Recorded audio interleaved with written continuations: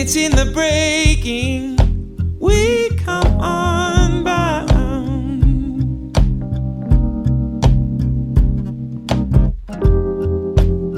And it's in the giving we are found. Yeah, you could barely change. Welcome to A Medicinal Mind, Wisdom and Wellbeing, a podcast dedicated to the telling of authentic stories and the sharing of insightful wisdom, exploring science and spirituality, medicine and Mother Nature. No topic is off limits when it comes to growing our personal understanding and supporting our collective well-being. With your host, Dr. Rob Abbott, a family medicine resident practicing spiritually focused and evolutionarily informed functional medicine, we hope to nourish your being so that you can flourish in whatever the moment has called for you to do. And I know you tried.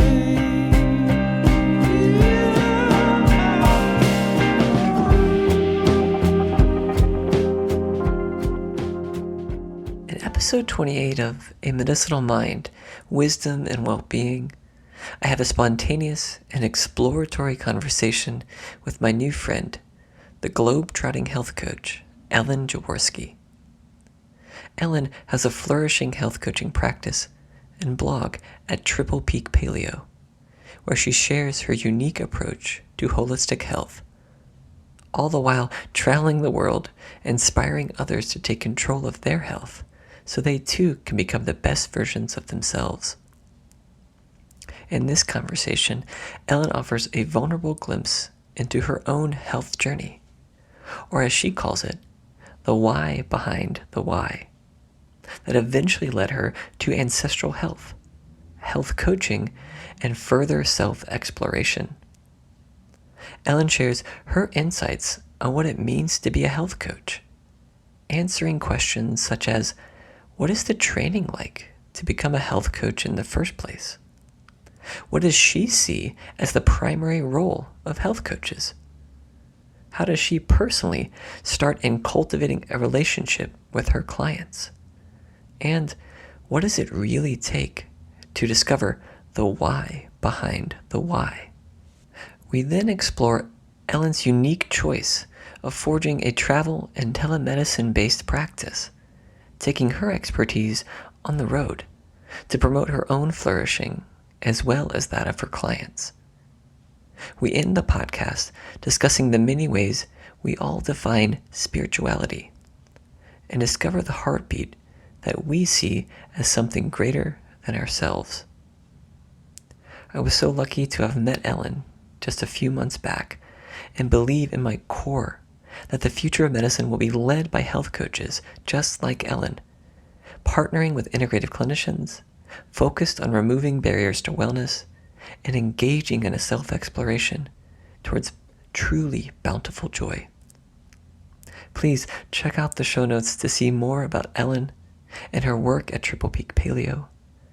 She is beyond passionate and an innovating soul holding space for others to grow, and I am truly grateful to now call her a remarkable friend.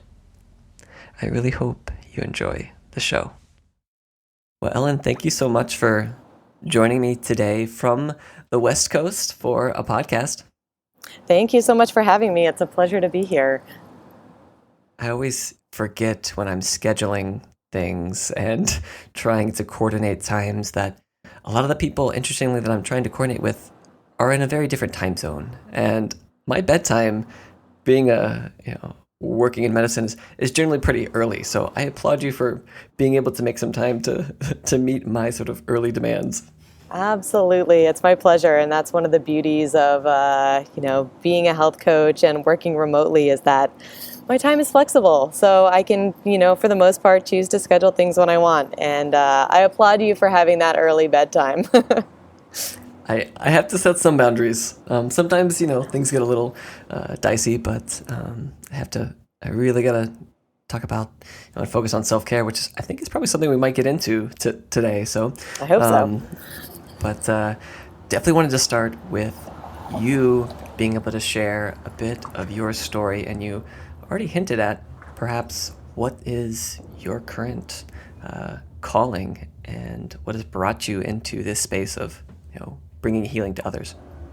Yeah, so my health and wellness journey started about 6 years ago, shortly after moving to Los Angeles.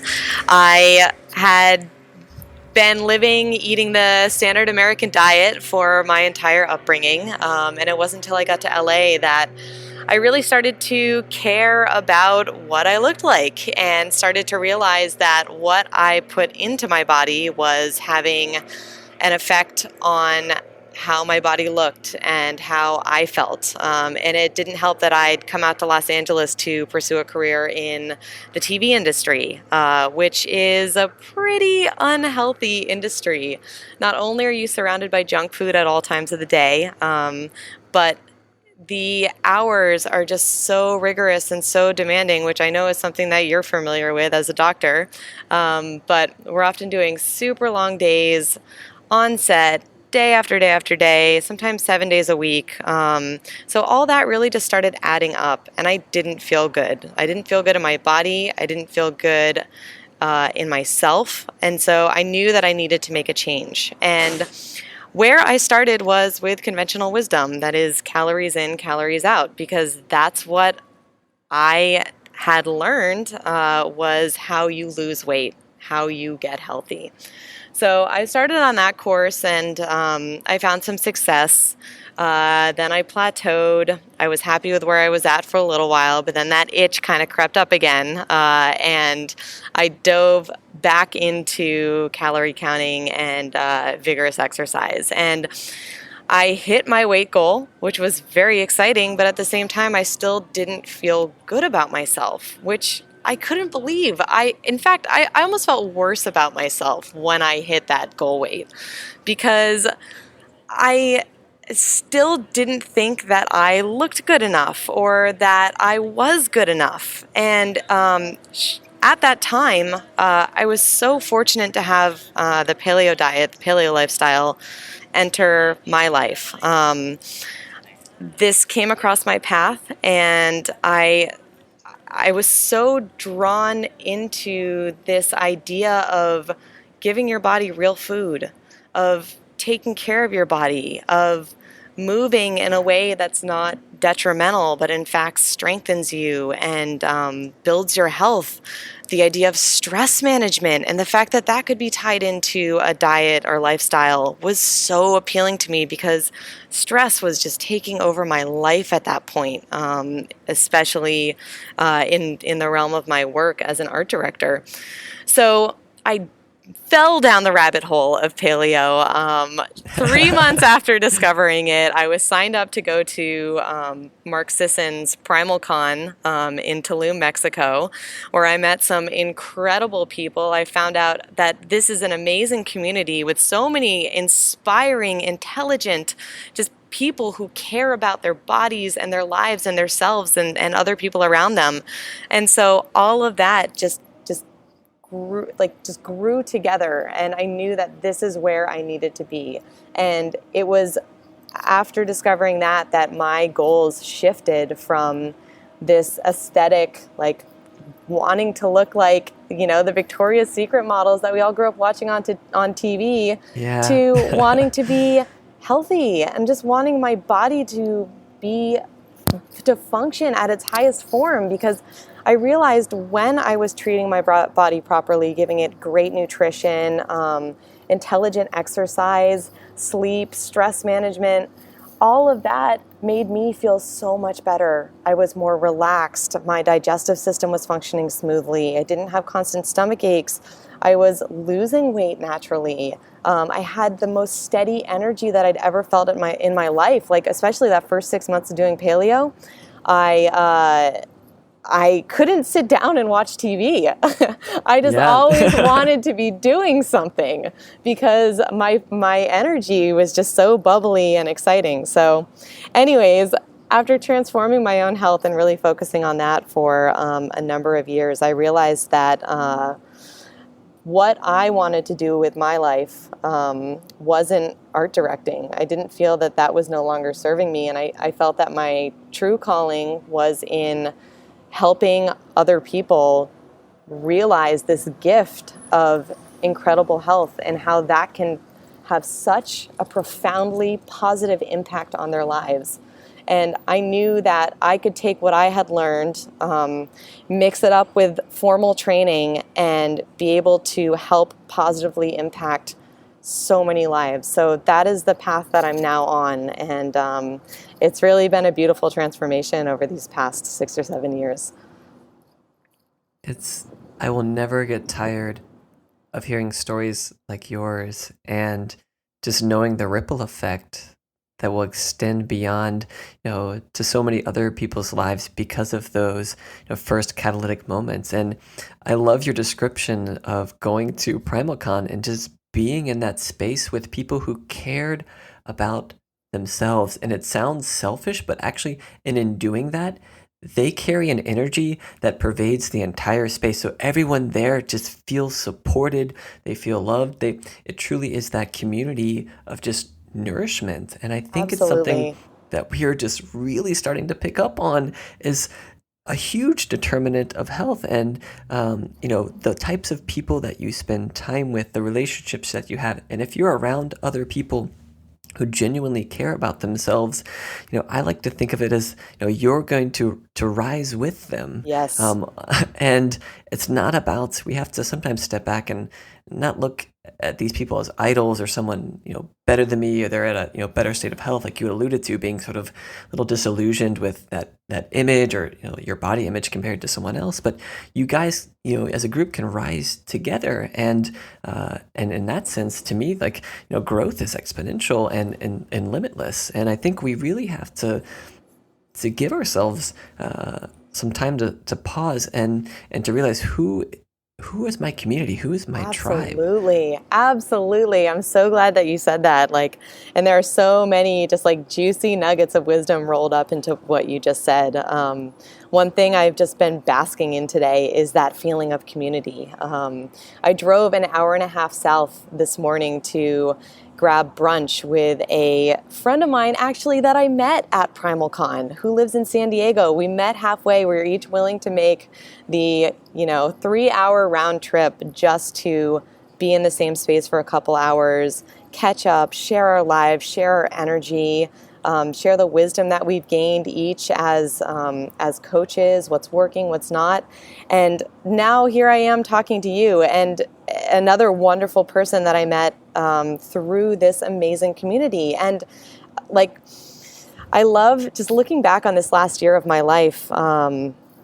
My community has really shifted to these people that I've met in the health and wellness space, because these are the people that not only have like-minded values, but as you mentioned, they're pushing themselves. They're constantly growing.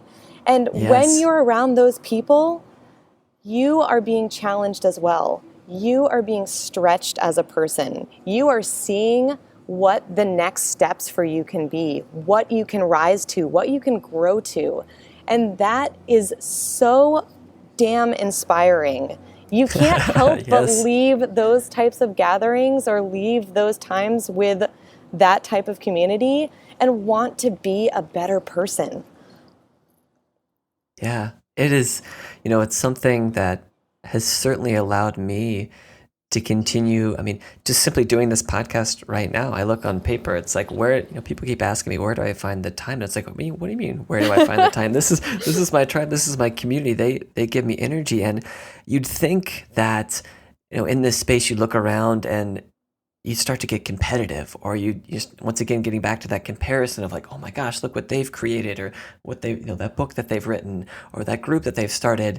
And the reality is, like, I used to be more competitive with myself and in other settings way before this. And now I probably have more of a reason or excuse to be competitive or get comparative with other people, but I don't. And it's like you feel so joyful to see the work that other people are doing and realize they're holding a space for people just like you are holding a space. And you can, actually help each other, knowing that, well, I'm not going to be in California doing that work, but I'm so grateful that they're there. And how can I, help them? Whether it's the simplest thing is I'm going to send them a text message and say, hey, I'm, thinking about you, or just sharing, like you said, a conversation over a meal or coffee. And it's these little things that seem like, how could they be so nourishing and so important to our health, but they somehow end up being like the most essential. Absolutely, I agree that abundance mentality of supporting your community and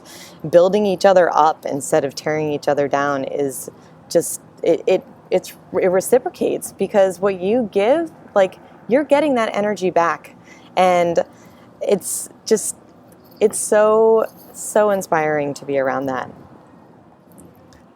So I sit here and, we could just, I'm sure we could talk for hours about this, and it should be discussed and just shared, and we should, rest in it. But I really would love to hear about, you describe yourself as a globetrotter, as a health Yes. coach. And for some people, I'm more of in a traditional setting, my traditional background of medicine. And to some people, the idea of a health coach is a little foreign. I have had a few people on my show who have had health coach training, and it's not exactly what they're doing, with their lives. They sort of have that background, and I've talked about it to some extent in those shows, but really wanted to dig in with you to see, what is your definition of a health coach?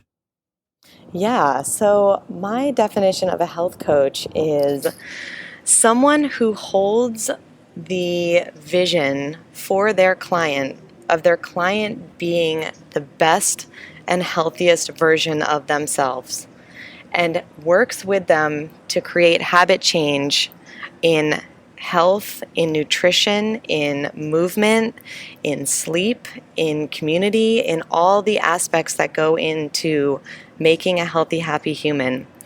A health coach works with these people to create the habits that are going to get this person to the best version of themselves. I love that.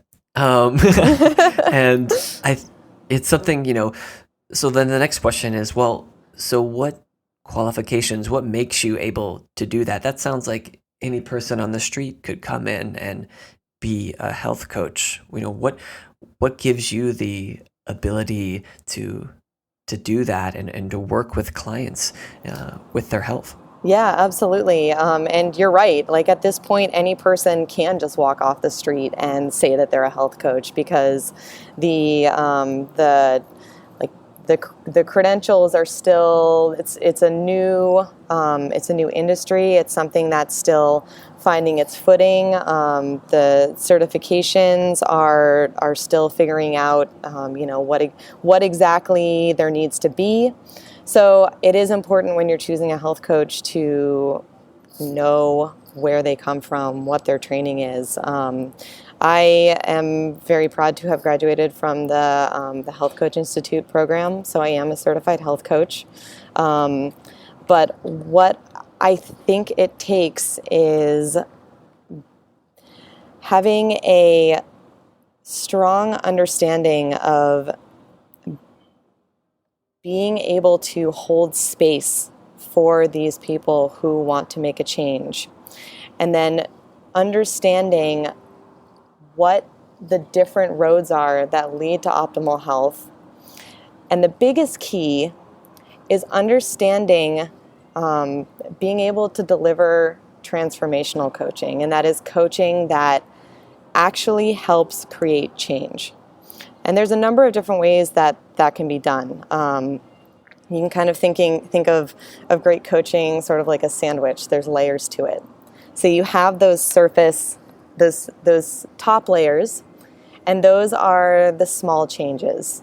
Those are maybe suggesting that your client starts to cut out fast food and sodas and move towards real food. It's a suggestion that your client usually sits on the couch after having dinner. Maybe they could get up and go for a half-hour walk with their dog or their partner, or just by themselves. So you have this small lifestyle change, but then that builds layer upon layer, and by at a certain point, we're able to get much deeper. and really start addressing the programming underneath the behaviors that these clients have just configured over their lifetimes. What is the programming? What is causing these actions to happen? What is the narrative that's going on in these clients' head? Maybe it's from something they saw their mother doing when they were growing up. Maybe it's from something that they learned at school as a 5-year-old, seeing, their best friend come in with the super cool, like, Oscar Mayer Lunchables, hopefully I got the brand right, and thinking that because that person was so cool, that is the cool thing to eat.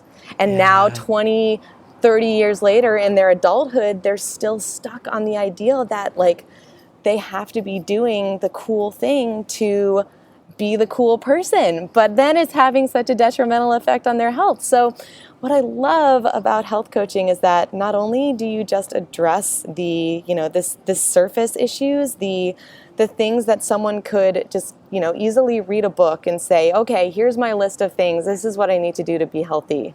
No, we go so much deeper than that. So we're essentially rewiring your brain to turn these new ideas, these new actions into something that's going to be sustainable. So that when you leave a coaching program, when you leave my coaching program, you have a whole new baseline. You have a new normal. You're not slapping together peanut butter and jellies or warming up ramen during your lunch break.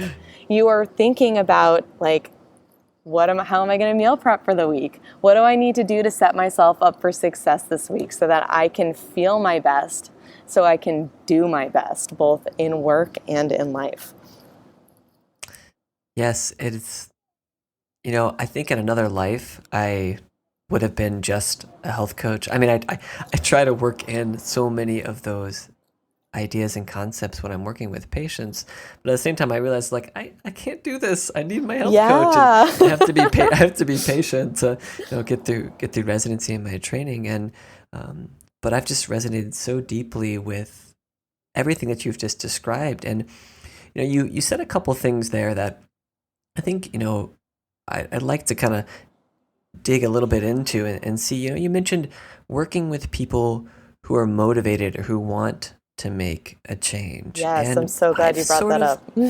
Yeah, I've struggled a little bit because, yes, on paper I say, I too, as a physician, I want to work with individuals who are motivated to make these changes.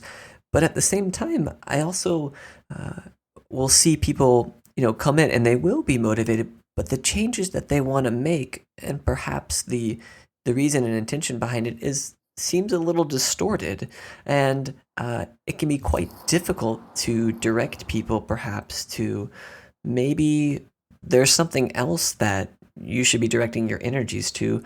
It can be a really touchy subject. So I was really curious within that space, how are you approaching individuals when they come to you and really saying, hey, I want to lose 20 pounds, or I want to do X, Y, Z, whatever it may be? How are you navigating that with folks? Yeah, I think that's a hugely important part of the process, is getting to understand a client's why. What is their motivation? Yes. Because if you don't have a reason for doing something, there's no point in doing it. And what I love about the health coaching framework is that, unlike being a conventional doctor where patients get referred to you, through insurance or whatever, it's kind of that network of medical, you go see this person who puts you to that person who puts you to that, and you do it because your insurance tells you. People are seeking out a health coach. A health coach, the kind of coaching I do anyways, is not something that's covered by insurance. So people are proactively choosing to invest in themselves by doing this health coaching program. So that's a great first step in being able to work with motivated people. You have someone who is putting down an investment because they want to make a change. So from there, what I like to do is start by really determining a client's why. And oftentimes, they'll give you a pretty surface level why. Maybe it's that Yeah, exactly. A little fluffernutter. And it could be something like, oh, I have a 10-year class reunion coming up, and I just want to lose 10 pounds. Okay, cool. But there's more there. There's more to the story. So what I like to do is dig deeper, and I want to find the why beneath their why. So then then I like to ask, what's important to you about that? Why is showing up and losing this weight for your class reunion, why is that important to you? And maybe it'll be something like, oh, I think it'll just make me feel, confident. I want the people there to think that I look good, think that, this 10 years has been good to me, and I'll be like, okay, so what's having that going to do for you? And you can kind of see where this is going, where you just keep digging and digging and digging until you get down to that really core emotion. For the example I'm giving, perhaps her why beneath her why is that she doesn't feel good about herself. Maybe she doesn't feel like a success. Maybe she feels like she's a failure. And by doing this, getting her health back on track and being part of this program, she is wanting, her motivation is that this is going to make her feel successful, make her feel confident, make her feel like she's worth something. And that is the powerful motivator. That is so much more powerful than just saying, oh, I want to go to my class reunion and look good. So once we dig that up, once we find that little nugget of gold, that's what I try to anchor my clients to. And that's the thread that ties all the work that we do together. And it's not to say that big why isn't going to change over time. Maybe we're not able to find that super, super deep why at the beginning. But we consistently go back and address that motivating factor and tweak it and massage it as we go to make sure that this core principle remains on point. Because like we started with this, if you're doing something for a reason, it's going to be so much more motivating and so much more powerful for you to do the hard work and get the results that you want to get. So many things again to unpack there. It's funny, I'm just sitting here like imagining that experience with that individual and just creating this whole scene of what it must be like between the two of you and the energy and space that you're holding. It's phenomenal just to think about. And one of the things that was coming to me just sitting here as I was visualizing that picture was as you said, kind of digging deeper and deeper. I've talked before with some individuals on this podcast about just this process of self-exploration.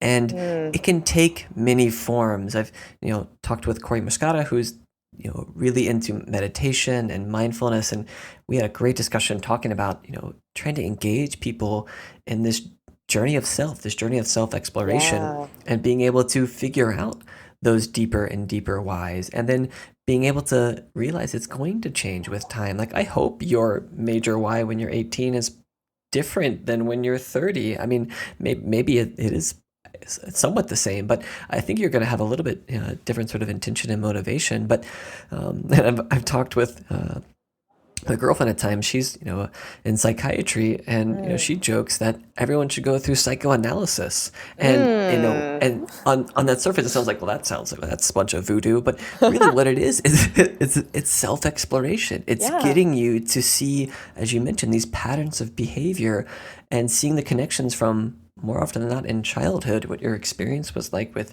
siblings and your parents, and as you grew through school. And like you kind of said as well, what were the cool kids doing? And did I feel part of the cool kids, or was I not part of the cool kids? But however you want to take it, and or working with a health coach like yourself, you need to engage in some process of self-exploration, because through that you're going to get engaged. And it's just I don't know how else to say it, but I was curious to get your thoughts. I figure I'm kind of preaching to the choir, but do you feel like you're engaging people in that process of self-exploration?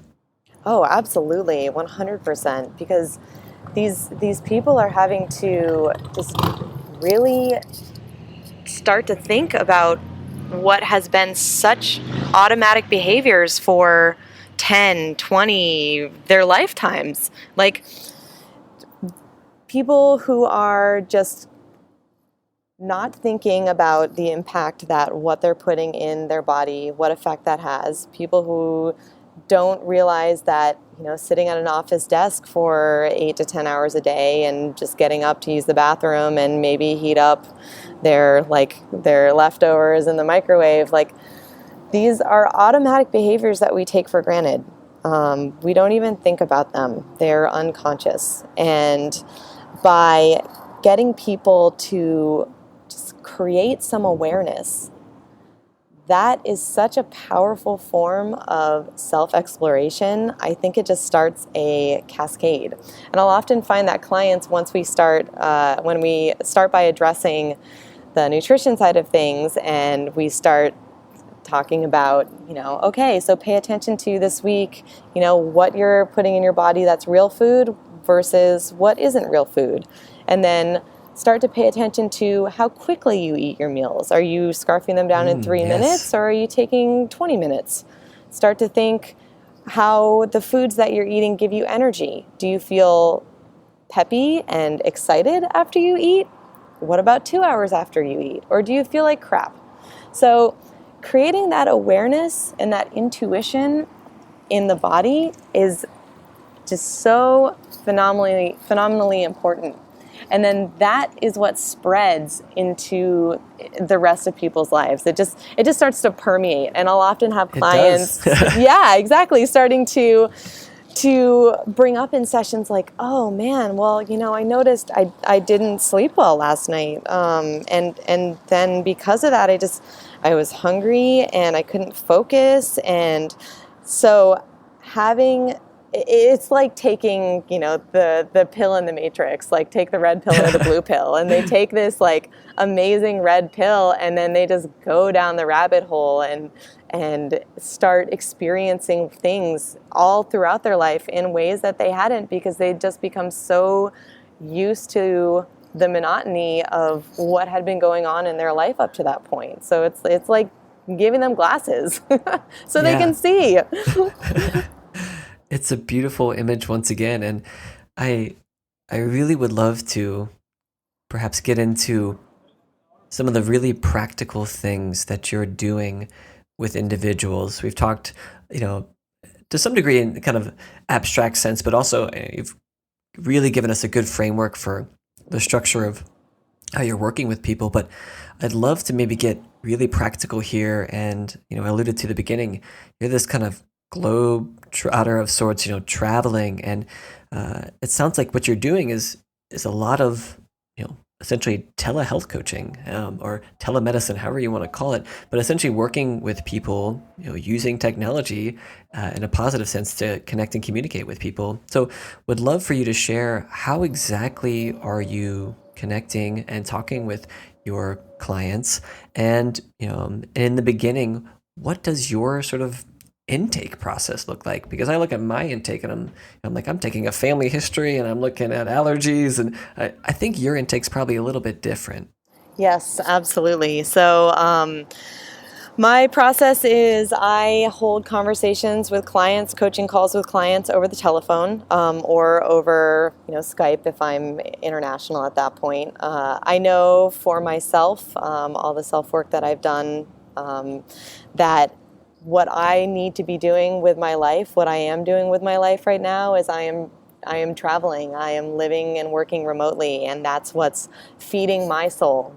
And from that place, I am able to serve clients with a full heart, with everything that I can to give, because I know that I am doing right by myself. I am putting the circumstances together that allow me to feel inspired, fulfilled, challenged to continue to grow. And it's so important to me to lead by example. I rarely give clients recommendations that I have not tried myself. because I think it's so important to be willing to do what you're asking people to do, because not only can you give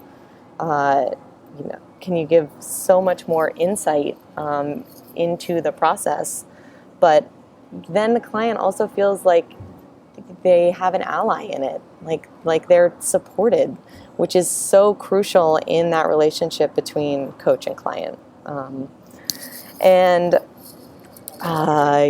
What was the second half of the question? I'm afraid I'm blanking. Yeah, so it was basically you were really answering a lot of it, but kind of getting practical in how you're communicating with your clients. So you talked about this initial phone call. And the intake process. Communicating. Yes. And what's that interview process like? Like, what kinds of questions are you asking of your clients in terms of some of their habits, and how are you digging in with folks? Yeah, absolutely. So it is a more simplified process, intake process, I'm sure, compared to what you're doing. I don't need a full medical history. I don't need a family history. I don't need to know what trauma people went through in their childhood, because I am not a therapist. I am not a medical doctor. What's important to me is meeting people where they're at and helping them move forward. And that's not to say that we don't dive into to the past, because it is important to address where programming came from so that we can unravel it and lay the foundation for new programming. But what I am most interested in when I am talking to clients is, when I'm laying the groundwork for coaching, is what are they doing now? What is their routine like now? What have they tried in the past? What diets, what protocols, what foods? Has it been successful or has it not? And why? I'm also curious what their stress levels are. I'm curious how they sleep at night. I'm curious what their water intake is, because these are all very, very telling signs of where a person is in their own health journey. So from there, I'm able to get a sense of where I need to be focusing my program in order to have the greatest impact on my client. So, for example, I've had some clients that are, stopping at Carl's Jr. several times a week and don't go out and take a walk ever. Hold on. I might have to stop you right there. Sure. Because I'm on the East Coast. Some of us might not know what Carl's Jr. is. I grew up... I don't blame you at all. I grew up in Vermont. I had no idea what most of these food chains were until I moved out to California. Carl's Jr. is kind of like a McDonald's, you want to call it, just like a super fast food joint with little to no nutritional value, I would say. Definitely not what most health-conscious people are going to bang down the door of when they want a quality meal. There we go. Yes. I think we're all better now. Yep, exactly. So, people who are just starting from ground zero, essentially, and what they're going to need in terms of coaching is going to be completely different than someone who is cooking, brown rice and broccoli and lean chicken every weekend. Like, this person has some idea of what they're doing. I'm not saying it's the right idea, but they have, clearly they understand, like, there's some idea of macros that's clearly happening there. So what that person needs is going to be very, very different. So I am always trying to meet the client where they're at and give them the next steps, because when it comes to habit change, you can't throw too much stuff at one person at a time, because that's when the what I like to call the critter brain starts to light up, that really primal sense of ours that starts to worry about safety, because what you're doing at this time, your body has determined that that's a sustainable level. Like, it can keep you going okay with what you're doing now. That's why you're doing it. So when you start to introduce change into the picture, there is a tendency for that critter brain to start going off on high alert and thinking, oh my gosh, we're unsafe. Change is happening. What am I going to do? Things are not going to be the same. Oh my God, we're going to die. So it's a very fine line between giving the client change, but not making it so drastic or so scary that the critter brain starts firing up and says, oh, no, we're going to quit this. We can't do this. Got to stay safe. Got to just keep doing what we're doing. Yeah, and those are exactly the moments that I wish I could be present for in the lives of my patients. And most people in medicine, given our current structure, can't be there for those moments. I mean, realistically, we're in the traditional setting are a part of people's lives, like 0.1 to 0.01% of their time. And to think that that's going to be able to, carry over to the rest of their lives is just really naive. And so, I know exactly what you're describing, and I want to be present for those moments to be able to support people, but realize realistically I can't. And that's where I see the health coach or an accountability partner or someone in your family, Yes. whoever it is, to be there to provide you with that resilient state and to say, look, like, it's okay, like, change is going to be difficult, or to support you in that moment, because we really do need that. And to anyone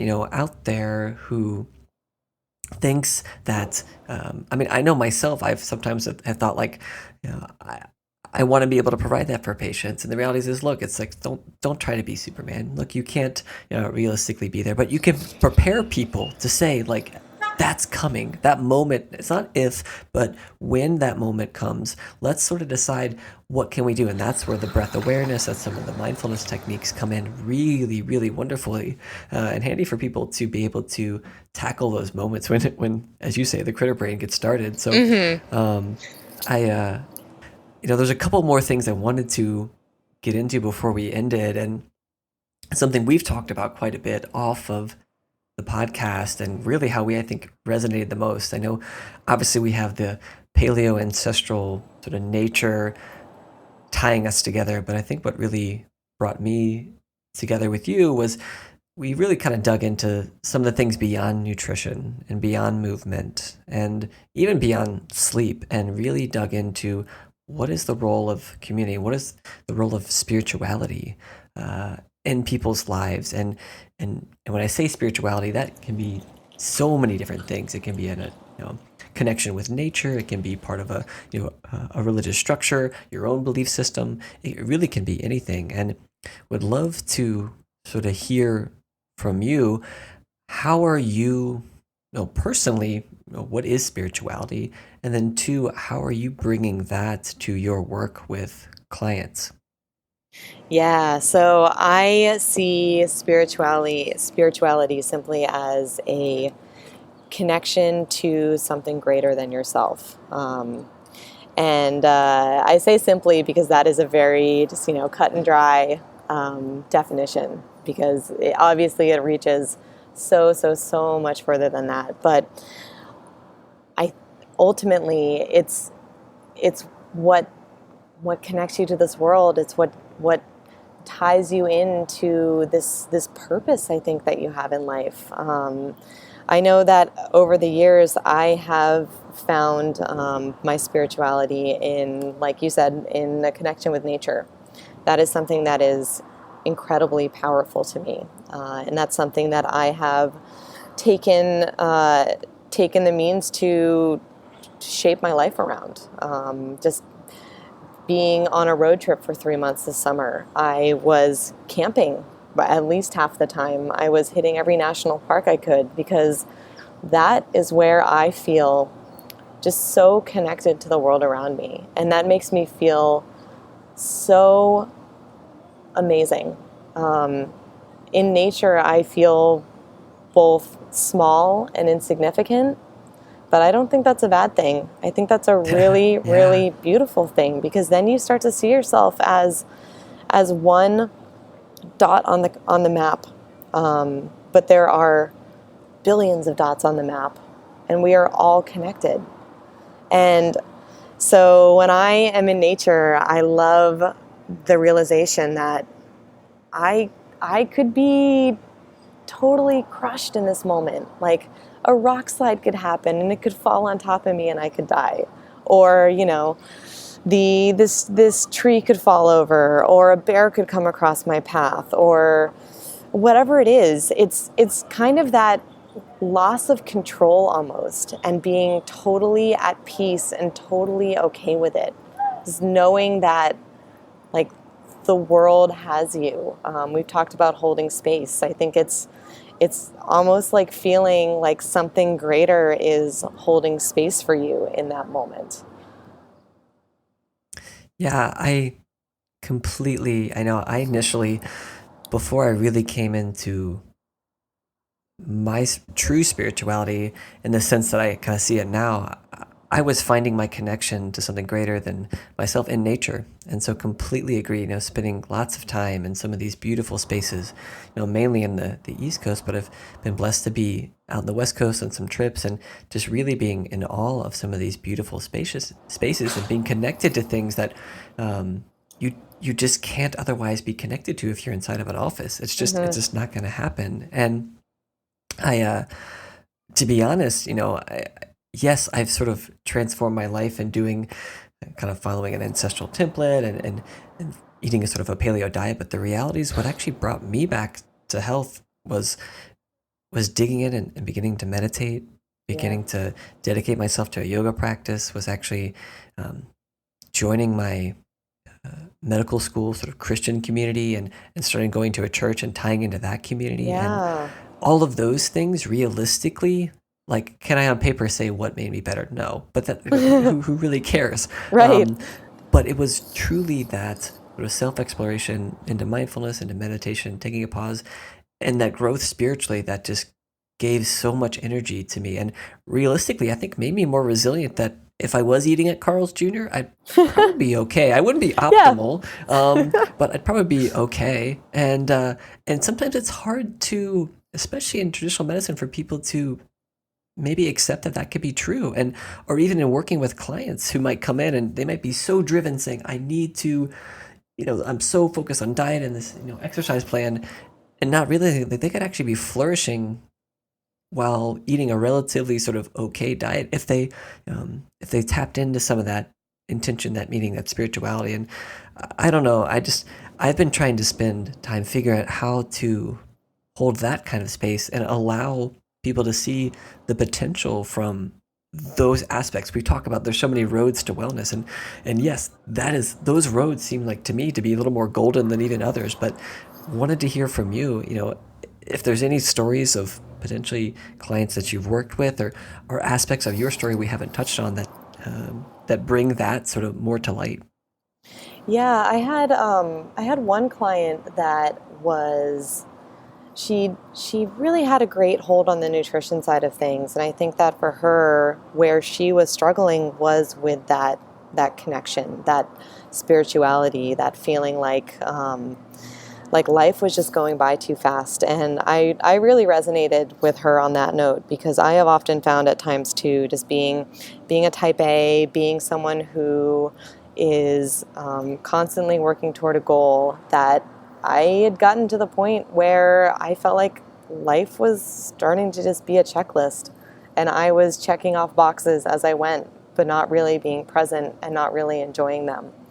And as I talked to this client, I started to move her in a direction of this mindfulness practice.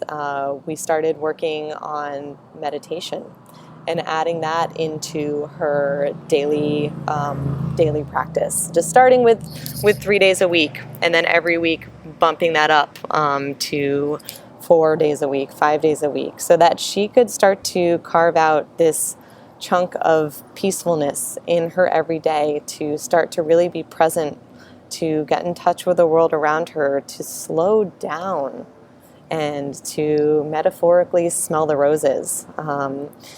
And that started to have a really great impact on her.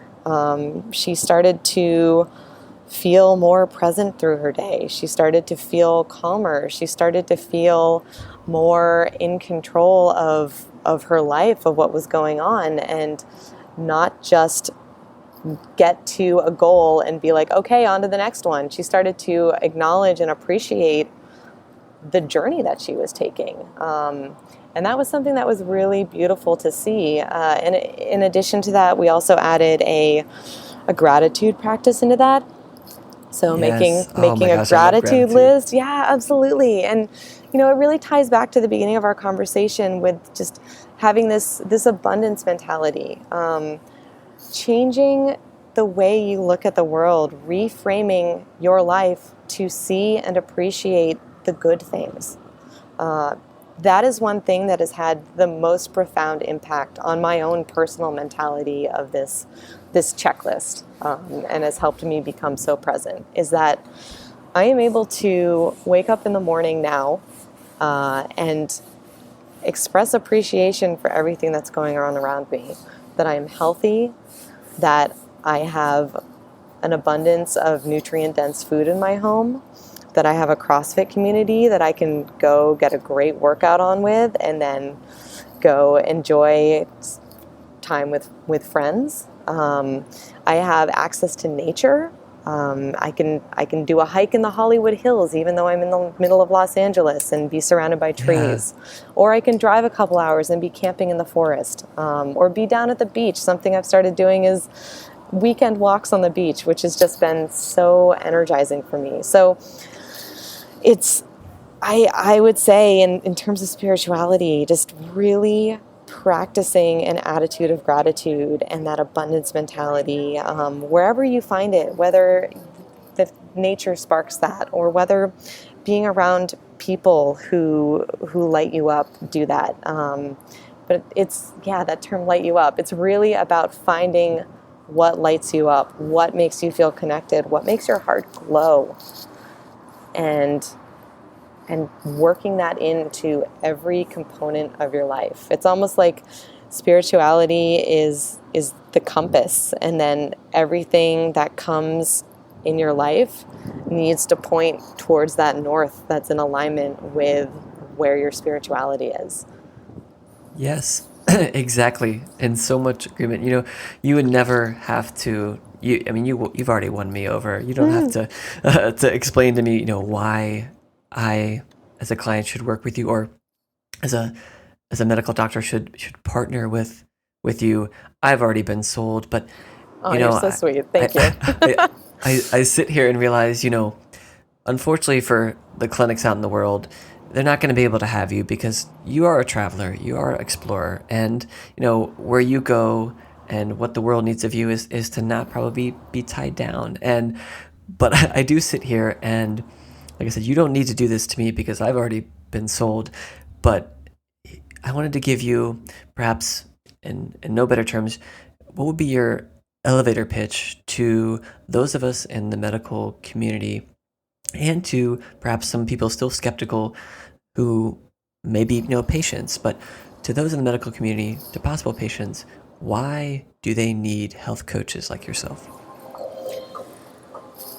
I think that everyone needs a health coach because whether they realize it or not, everyone is, no matter where they are in their lives, no matter what point of health they're at, whether they're the most unhealthy person ever, whether they're somewhere in between that and perfect health, everyone has the potential to live a amazingly healthy, fulfilled, beautiful, extraordinary life. And a health coach is a person that will hold that vision for you, will support you in getting there, will hold you accountable, will give you the tough love that you need and really push you so that you get to be that healthiest version of you, so that you can live a life that is truly extraordinary. Because we have one life. There's no point in wasting it. And that starts by taking action as soon as you possibly can. And what better way to jumpstart that than with someone who is going to lead you exactly where you need to go. Your passion, your joy, just your enthusiasm really does permeate everything that you do. I'm just sitting here pretty much speechless hearing that, and I've been so grateful to have met you just a few months back, and I was so excited to continue growing our relationship, knowing the spaces that you're holding and the visions that you're allowing people to see. I look back to some of my most troubling, most challenging times, and to be honest, at some points I couldn't see what better or optimal looked like. And I needed somebody to say, well, I can't create that for you. I also don't necessarily know exactly what it looks like, but I know it's there. And these might be some of the things that might lead you there. And it was hope. Essentially, what that was instilling hope. And I just, I hear your words, and as a health coach, you're a hope creator. You're a meaning creator. I love you're that. An intention setter, and all of those things. And I just wish that, I hope that the standard of care going forward in medicine are these clinics that have alignments with health coaches to be able to support their patients and to nurture these communities along. It's got to be the future. It's already beginning. It's so early on, but I'm so excited to be able to be a part of that with you and to move our society to that place, because I think that's our vision. I think we have that shared perspective. I agree. Yeah. No, thank you so much for those kind words. And I think that little by little we are chipping away at the current paradigm, and it's shifting. It's starting to shift, and I'm so grateful to be here and to see where all of this takes us in the next couple years, 5 years, 10 years. What is health going to look like in the future? I'm excited to be here for the start of it. Yes, I want to make sure to honor your time. You've already given me so much space here, and want to give you the opportunity now as we close to obviously share with folks how they can follow and connect with you, and perhaps even work with you if they've been moved and motivated by this conversation. So definitely want you to share with folks that, but also I leave this space at the end for you to be able to share any final story, piece of wisdom, or anything that's come up since we've started this conversation that you think the audience, needs to hear or will resonate with. Yeah, thank you. So people can connect with me in a couple different ways. You can go to my website, which is www.triplepeakpaleo.com, like mountain peaks. There you'll find my blog, which is geared toward healthy living for busy people. I've got a whole bunch of great posts there with action items that you can take and start implementing into your daily life, because that's what I'm about, is stuff that you can take and use to make your life better. You can also learn more about my coaching program there, and please, I invite you, if anything I've said has resonated with you, please go ahead and sign up for a coaching session with me. As part of my intake, I forgot to mention, I do offer a complimentary coaching session. It gives you a chance to experience my coaching style. It gives me a chance to get to know you better, and by the end of it, we can decide if we're a good fit, and this is something that we can both get value out of moving forward. So please don't be shy. Go ahead and sign up for that complimentary session. You can also find me, I'm very active on Instagram. My handle is @triplepeakpaleo. Yes, you are. Yes, I'm really always cool always updating my stories. I love food photography, and I'm posting pictures of my travels. So if you want to keep up with my day-to-day and where I am and what I'm doing, please follow me on Instagram. I love to connect with people there. And otherwise, I'm on Facebook and Twitter, also @triplepeakpaleo. So, yeah, please connect with me. I'd love to hear people's stories, what you think. It just brings me so much pleasure to talk to people and help transform their lives. So don't be shy. And then to wrap up, I'm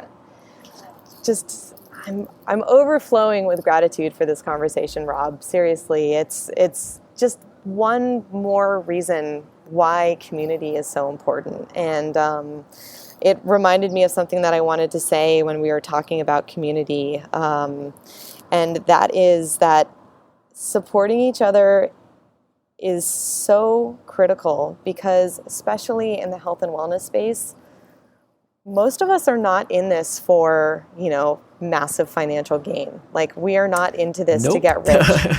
And most of us are working our butts off. So whatever we can do we're all working to further this goal of good health for every single person on this planet. We are all doing whatever we can to make one person's life better. And hopefully that translates into billions of people's lives. So as much as we can do to support each other, to help each other grow, to spread the word on this ancestral health, paleo movement, I think is so valuable. So my encouragement would just be for every medical practitioner, for every health coach, for everyone who's even just an enthusiast. Spread the word, support each other, help this community grow so that we can positively impact the lives of everyone on this planet. I love it. To me, it's kind of the evangelical side of my faith and my interest is like, I have no fear anymore telling people, look, I'm a Christian. I also believe in this oneness of this universe, and this is what I eat, and this is why. Yeah. And you can judge me. I don't care. Like, I just want to go out and spread the word because I think it can help you find that joy, and we can't be afraid anymore. Absolutely. I agree. Well, we definitely have to reconnect at some point, especially if you are traveling again to the East Coast. I also need to get my butt back out to the West Coast just to spend some time there. We were talking before the show. I was just, it's a year ago I was in California for a month and already having, positive, good flashbacks. But I want to definitely reconnect with you sometime in the near future. Yeah, absolutely. I would love that. Well, and until next time, thank you again for sharing this space, and I hope you have a wonderful rest of your evening. Thank you. Thank you for your presence and willingness to receive a new narrative, a passionate perspective, and perhaps a deeper sense of connection with our collective purpose. Please share this podcast with any and all that you believe will benefit from its intention to relieve one's doing and engage one's being. Please share your comments about the conversation on our podcast page and leave a review in iTunes so that the voices in this space can spread to all ears ready to receive it. Music credit goes to Dillingham for their song Vessel. Remain open, stay curious, and forever be love. You walked on fire, and I know you tried.